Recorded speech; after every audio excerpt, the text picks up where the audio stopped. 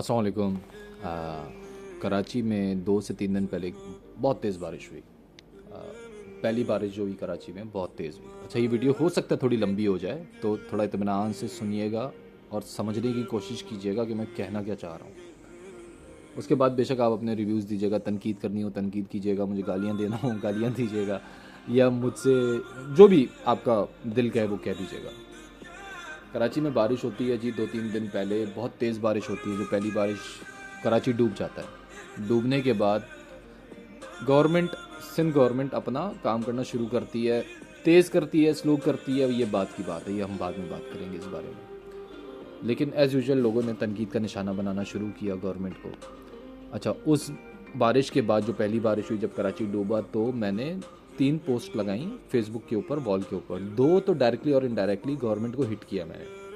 एक पोस्ट वो थी जिसपे मैंने सिंपल ये लिखा, यार कराची के अच्छा, अगले दिन हुकूमत ने आम तातील का ऐलान किया था, तो वो पोस्ट मैंने लगाई एक हुकूमत मतलब कराची के लोगों को लेके कि कराची के लोगों को भी कीड़ा है। जब हुकूमत ने आम तातील का ऐलान कर दिया है तो घरों में बैठे हैं, बाहर मत निकलें, उनको काम करने दें। जिस पे बहुत सारे लोग मेरी पोस्ट पे आए और उन्होंने बिलो द बेल्ट बातें करना शुरू कर दी। मतलब हमें सरकारी नौकरियां प्लेट में मिलके नहीं मिलती, और सिंधी कम्युनिटी को डायरेक्टली और इनडायरेक्टली हिट करना शुरू किया।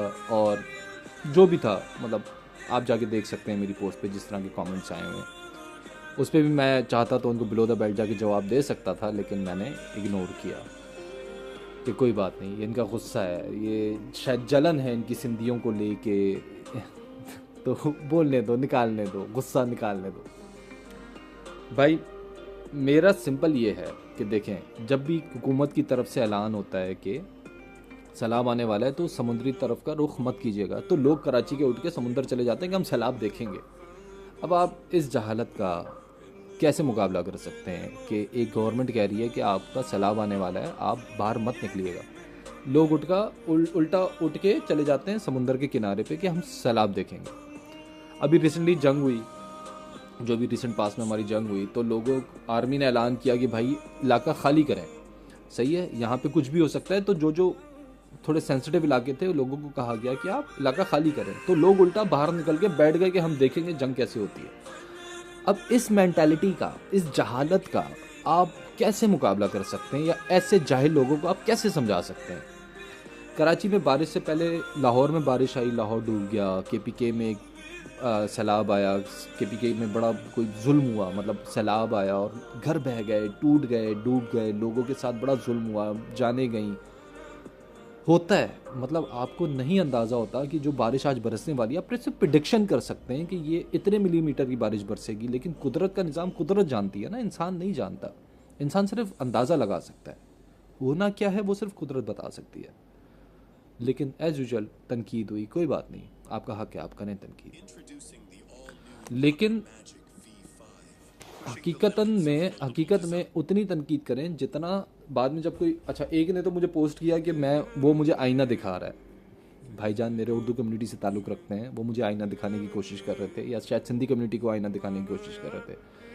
चलें जी, अब बातें थोड़ा सा इस बात पे कि जो पोस्ट पे मेरे कमेंट्स आए सिंधी कम्युनिटी को लेके और नौकरियों को लेके। हाँ भाई, हमें मिलती हैं नौकरियाँ, मिलती हैं भाई, सिंधी कम्युनिटी को फर्स्ट प्रायोरिटी दी जाती है, क्योंकि सिंध की सीट्स है ना यार, मिलती हैं। पंजाब में पंजाबियों को मिलती हैं, केपीके में पठानों को मिलती हैं। वहाँ आपका शोर नहीं मचाते आप कि पंजाब में क्यों उर्दू कम्युनिटी को वो नहीं मिल रही, हक नहीं मिल रहा, या केपीके में क्यों नहीं मिल रहा, या बलूचिस्तान में, बलूचिस्तान के साथ तो खैर बड़ा जुल्म है, बलूचियों को ही नहीं मिलता वहाँ पर उनका हक।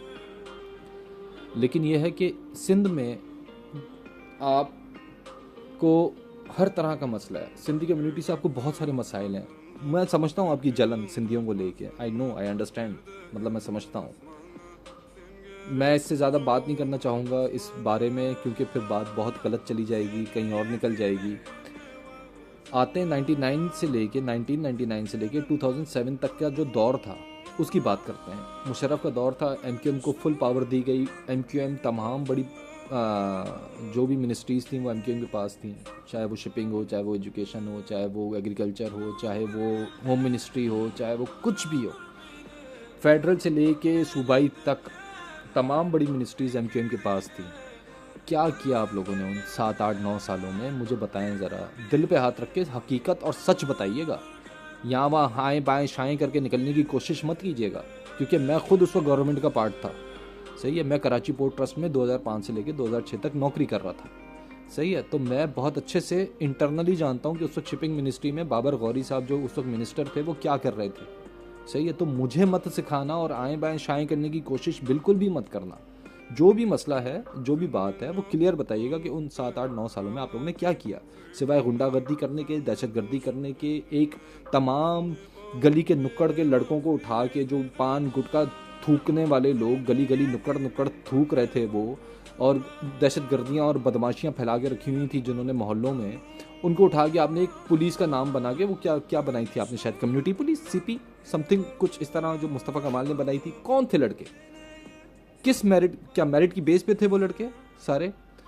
उस पुलिस के अंदर तमाम उर्दू स्पीकिंग थे। क्या सिंधियों ने शोर मचाया कि हमारा हक नहीं दिया गया? क्या पठानों ने बोला कि हमें हमारा हक नहीं दिया गया? क्या बलूचियों ने या किसी और कम्युनिटी ने बोला कि हमें हमारा हक नहीं दिया गया इस पुलिस के अंदर?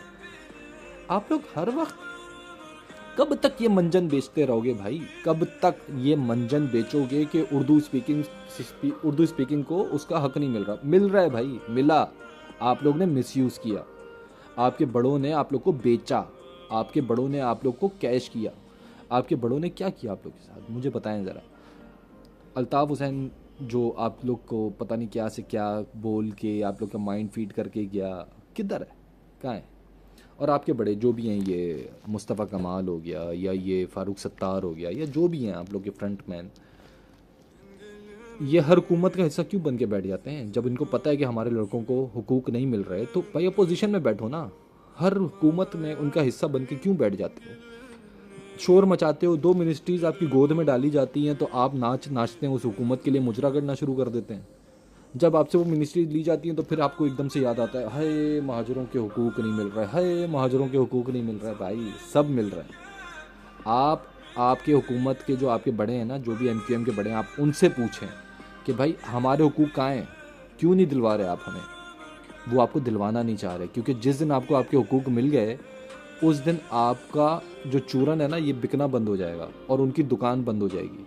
तो आप अपने बड़ों से पूछें कि हमारे हुकूक किधर हैं, आप क्यों नहीं दिलवा रहे हमें, सिंध हुकूमत से क्यों नहीं मिल रहे? सब मिल रहा है, आप तक नहीं पहुंच रहा, आपके बड़ों की वजह से, क्योंकि आपके बड़ों की दुकान चल रही है इस महाजर कार्ड के ऊपर।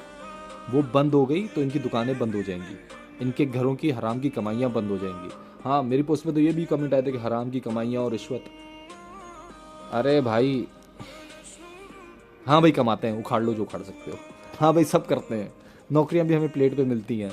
कर लो जो कर सकते हो, जो कर सकते हो कर लो। हम तो यही करेंगे जो करते आए हैं। शोर मचाते रहो, जो उखाड़ना है उखाड़ो, जो कर सकते हो करो। खुला कह रहा हूँ, कुछ नहीं कर सकते। शोर मचाना कम करें और थोड़े प्रोडक्टिव बने, और हर वक्त नेगेटिविटी की तरफ जाने से बेटर है अपना दिमाग जो है ना थोड़ा पॉजिटिविटी की तरफ लेकर आएँ और पॉजिटिव चीज़ों पे दिमाग लगाएं। शहर को, अपनी कम्युनिटी को, अपने मोहल्ले को बेहतर कैसे बनाना है उस पर काम करें। आप किसी और मुल्क जाते हैं तो उधर के कानून के हिसाब से आप सीधे बन के रहते हैं। ना आपकी हिम्मत होती है कि आप उसके खिलाफ कोई फेसबुक पोस्ट करें, ना आपकी हुकूमत होती है कि व्हाट्सएप पे कोई स्टेटस लगाएं, ना आपकी कोई हिम्मत होती है कि आप उसके खिलाफ किसी महफिल में बैठ के बात करें। लेकिन अपने मुल्क में आके आप वो बातें करते हैं कि छित्तर छित्तर मारने चाहिए, छित्तर उल्टा करके कोड़े मारने चाहिए। मैं तो कहता हूँ हुकूमत एक ऐसा पास कर दे कि ये जो लोग होते हैं ना, कि ऐसे टाइम पे, जिस टाइम पे हुकूमत के साथ खड़ा होना चाहिए, जिस टाइम पे आपको आपकी कम्युनिटी के साथ, आपके लोगों के साथ, आपके शहर वालों के साथ, आपके मुल्क के लोगों के साथ आपको खड़ा होना चाहिए, उस वक्त आप फेसबुक वॉरियर बने हुए होते हैं। अरे भाई मुझे एक बात बताइए, जो इतने फेसबुक वॉरियर्स हैं, इन्होंने, आपने अमली तौर पर कभी कुछ किया अपने मुल्क के लिए? मतलब क्या किया, बता दें। आपने अपने लोगों के लिए क्या किया, आपने अपने मुल्क के लोगों के लिए क्या किया, सिवाय फेसबुक पे वॉरियर बनने के अलावा? ये फेसबुक मुजाहिदीन जो है ना, हम तो एक इनसे बड़ा तंग है भाई। और यकीन जाने, आखिर में ये वीडियो बंद करूँगा, बहुत देर हो गई है, बहुत लंबी वीडियो हो गई है।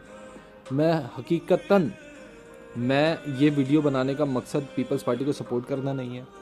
मैं सपोर्टर हूँ भी नहीं पीपल्स पार्टी का, सबको पता है। जो भी मेरे इर्द गिर्द के लोग हैं उन सबको पता है कि मैं किन को सपोर्ट करता हूँ। दूसरा ये कि चाहे हुकूमत किसी की भी हो, पीपल्स पार्टी हो, नवाज शरीफ हो, KPK की हो, मतलब इमरान खान की हो, या MQM की हो, या जमात इस्लामी हो, कोई भी हुकूमत हो, एटलीस्ट अगर वो कुछ कह रहे हैं तो मान लो भाई, वो मान लो। अगर कह रहे हैं एक दिन घर से बाहर मत निकलो तो मत निकलो। दिहाड़ीदार तबका गाड़ियों में बाहर नहीं निकलता, दिहाड़ीदार तबका 10-10 लाख की बाइकों में बाहर नहीं निकलता, वो बसों में बाहर निकलते हैं। तो ये आम तातील को पिकनिक डे समझ के पिकनिक डे मनाना बंद करें, और हुकूमत अगर कुछ कह रही है तो उसको माने।